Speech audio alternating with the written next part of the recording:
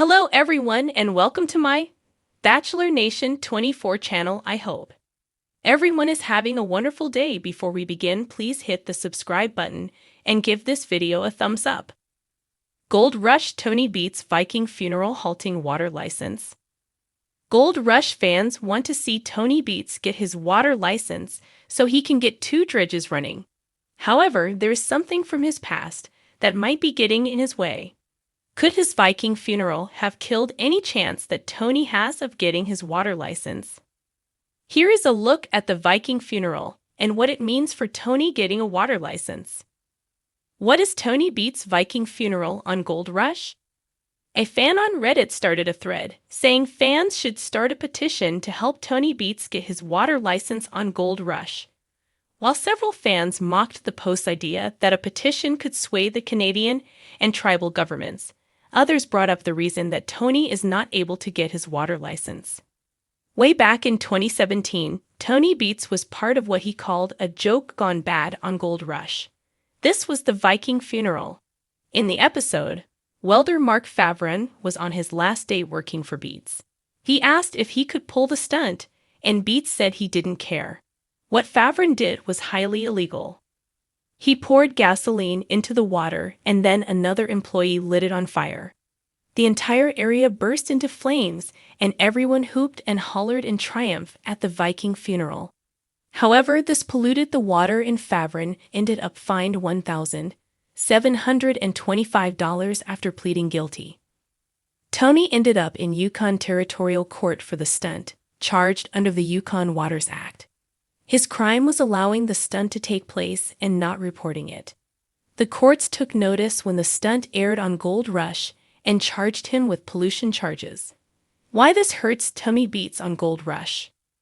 Brendan Mulligan, a senior water quality scientist for the Yukon government, testified gasoline contains toxins and carcinogens. They can harm humans, other animals, and aquatic life.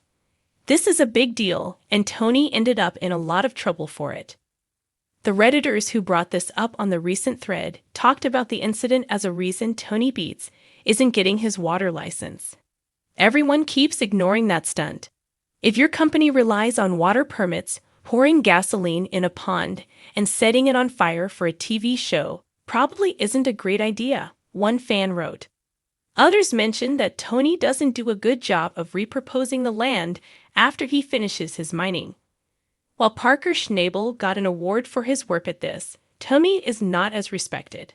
With the Viking funeral in his past and his lapse of judgment in other areas, there is a chance he never gets this water license. The wind howled across the Yukon, whipping up clouds of dust that shimmered gold in the fading light of day. Tony Beets stood at the edge of his claim, gazing out over the vast expanse of his dredge-filled empire, a scowl etched deep into his weathered face. The seasoned gold miner had seen many challenges in his long career, but this one felt different, more personal. For a man who prided himself on brute determination and the power to bend the earth to his will, the looming specter of bureaucracy was a bitter pill to swallow. The water license, or rather the lack of it, had become a thorn in his side. Without it, his entire operation could come crashing down, taking with it the Beets family's decades-long legacy of gold mining dominance. The Beets clan was known for their grit, and Tony for his Viking-like fearlessness. But even a Viking knew when to recognize the enemy at the gates. And for Tony, this wasn't just a matter of paperwork. This felt like the approach of his own Viking funeral. The grand ship of his empire set aflame on the waters of bureaucracy. But Tony wasn't one to go quietly into the night. If this was the final battle, he'd make it legendary. ###, a funeral fit for a Viking. As the days dragged on, and the frustrating delays from the Yukon government persisted, Tony's frustration grew. His booming voice echoed across the Klondike, barking orders to his crew, urging them to push forward as though the water license would come any minute. But the truth gnawed at him. Without the license, his dredges could become little more than monuments to a bygone era of mining glory. The irony wasn't lost on him. Tony Beets, the king of the Klondike, the Viking of the gold rush, felled not by nature or lack of skill, but by a piece of paper.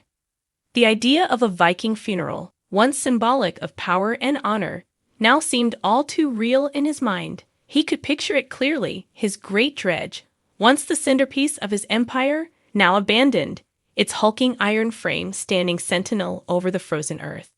In his mind's eye, the waters surrounding it would catch fire, sending smoke and flame high into the sky as the dredge was ceremoniously laid to rest, just like the great Viking ships of old. But this wasn't the time for fantasy. Tony wasn't dead yet, and neither was his empire.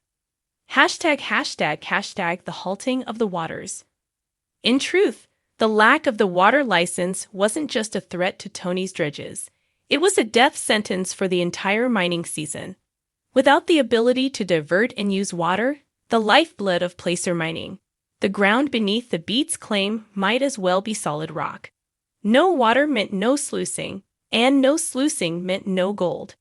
And with no gold, the entire operation could grind to a halt. For Tony, the thought of his empire slowing to a stop was worse than the loss of the dredge itself. The Beets family didn't sit idly by while others made their fortune. They fought tooth and nail for every nugget, every gram of gold that passed through their sluices. And now, all of that was in jeopardy, held hostage by a permit that seemed like it would never arrive. Bloody hell! Tony cursed as he stalked through the camp. He had fought nature, endured breakdowns, survived floods and fires, but paperwork? Paperwork was going to bring him down. He refused to believe it. Monica, his daughter and a fierce miner in her own right, watched him from a distance. She knew her father better than most, and she knew what this was doing to him. The Beets weren't the type to show weakness, but Monica could see the strain. They'll have to pry the keys to the dredge out of his cold, dead hands, she muttered to herself, shaking her head. Her father was as stubborn as the Yukon itself, and she knew that if it came to it, he'd keep mining even if it meant breaking the law. ### rallying the troops. As the days turned into weeks, the crew began to feel the weight of the uncertainty pressing down on them. Would they be able to mine? Would they even have a season?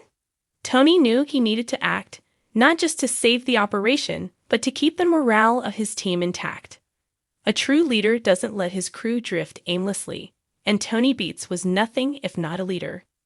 Gathering his family and key crew members together, Tony laid it all out on the table.